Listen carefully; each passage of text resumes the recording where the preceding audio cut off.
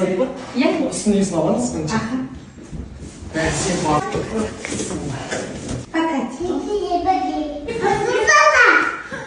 Ал қайырлы кеш баршаңызға. Қонақ шақырсам, как всегда, қазақ грилден міндетті түрде немесе қой, немесе бешбармақ, немесе қуырдақтарын тапсырыс беремін. Бүгін бізде фирменный қуырдақтар мощный. Бірақ бұны қазір қонақтар келген кезде ашамыз. Всегда қой етін тапсырыс беретінмін, который шоумен көрсетіп, келіп, күшті қылып көтеріп кетеді жалпы.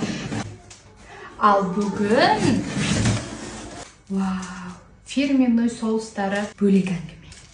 И мына жерде бізде гарнирға рис. Вы готовы?